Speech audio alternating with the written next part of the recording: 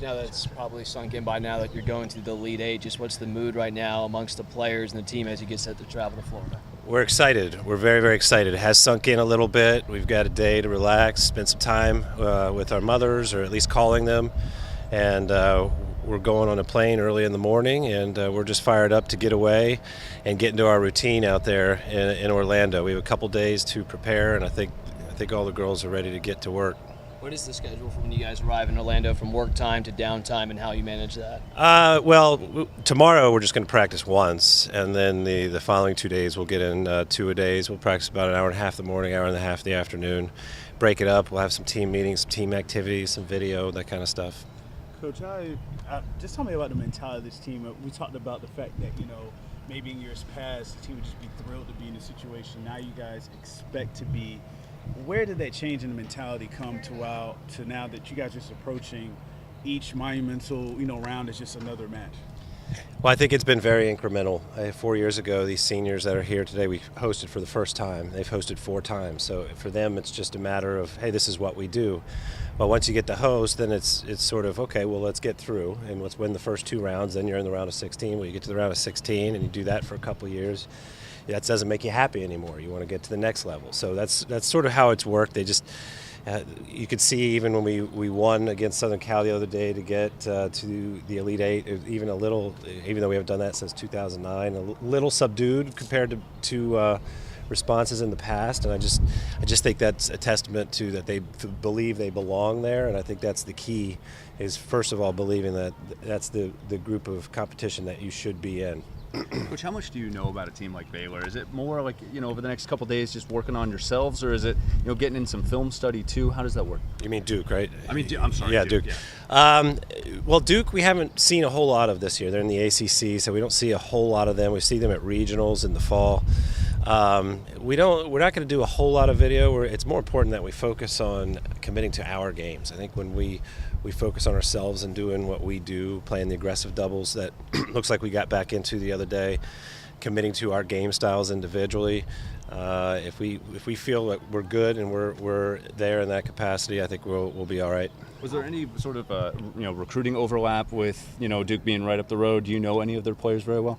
I've never had any recruiting overlap with Duke. Just in terms of your leadership that we talked about over the weekend, just how much does that help during match play? You can constantly hear, especially from Ingrid, really encouraging the other players throughout the single matches, and I think that's a big difference because the other teams are not talking as much as your players are during the game. Right. We have a very vocal team. Ingrid and Paige and Rachel, our seniors, have seen it all. They've been through it all. They've had the ups, they've had their downs, they've had their rough, second years, that kind of stuff, and they've come out on the other side and been successful. So they know that they can help the younger kids get through some of these tough times. They know that if the younger ones keep fighting and show the heart, that they can get through a match. So they're real good in that capacity on the court, and when their matches are done and they get off and support their teammates. But they're also good behind the scenes, at home, at the apartments, and in our locker rooms, just being real supportive and helping them see the light and to keep encourage them to go towards it. You mentioned Paige, is she healthy? Paige, I think she is. I just talked to her right before I came out here today. She says she's feeling better.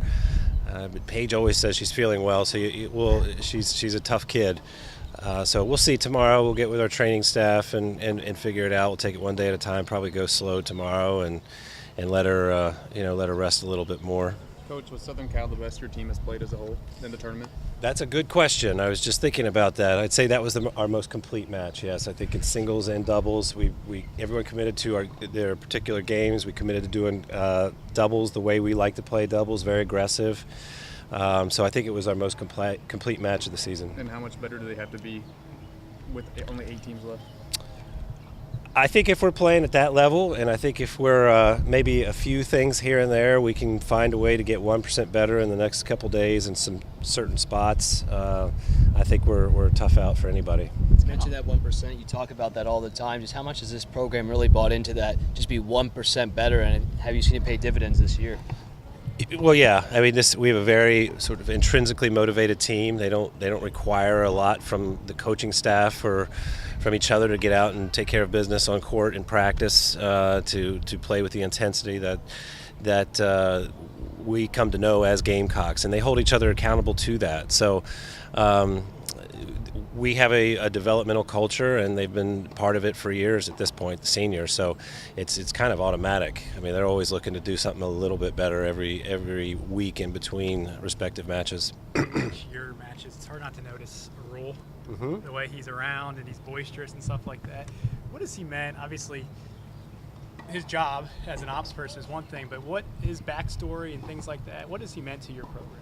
Arul has been, he's been with us for a very long time now, and he's a guy that hasn't gotten a whole lot out of it in terms of, wasn't in a paid position. It's a grad assistant, but I don't even know how he got his schoolwork done because he was never at school. I mean, he says, "Well, I do it at 2 a.m." I say, "Okay, that's great," but he takes care of everything. I mean, he really does, and he's the heart and soul behind this team in a lot of ways. I mean, we're leaving tomorrow, catching a flight. He's in contact with all the kids yesterday, making sure they got their shoes, their string, encouraging them, making sure they're got their rackets, where they need to be and when, and then takes care of all of that. Lets us coaches do the coaching, and then when we get there, he is, as you said, he's just this big, loud and supportive voice out there that we can always count on. So he's very important to us. I mean, obviously you hear your voice right around the courts. Yeah. It's his, but his is probably the loudest. Yeah. Are Oh you yeah. okay with that? Yeah. The Well, loudest he's ops person? known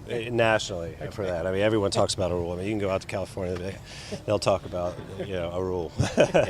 Coach, for Tennis Channel to be broadcasting the college tennis Elite Eight, how big is that? Not just for your team, but for the collegiate game.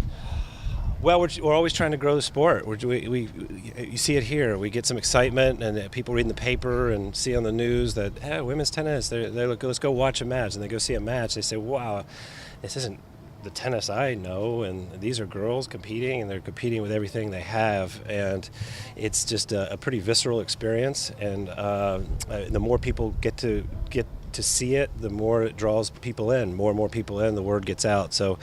Obviously, TV is huge. I mean, that's going to help a lot, and if we can get some people watching the match and get a little bit excited about it, whether they're in South Carolina or somewhere else in the country, maybe they'll go support their local university, go out and watch some of the matches because it's pretty exciting stuff.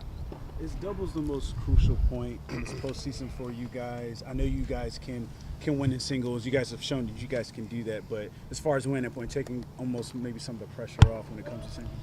Yeah, I think getting that doubles point, we've always prided ourselves on the doubles, although we did win the SEC championship without winning a single doubles point. So that in one way is bad, and another way it's good because we know we can beat the best even without getting that point. But it is something we pride ourselves on. There was one point in the season, I think we had won 31 out of 34 doubles points, and sort of kind of didn't commit to the games the way we know we can for a little while there and just lost our momentum. But I think after playing this Southern Cal, I think we're back on track. And if we can get that point going into singles matches, you only got to get 50% of the matches. And that's big, and that helps a lot. And a lot of these matches turn out to be 4-3, and that means it came down to the doubles point.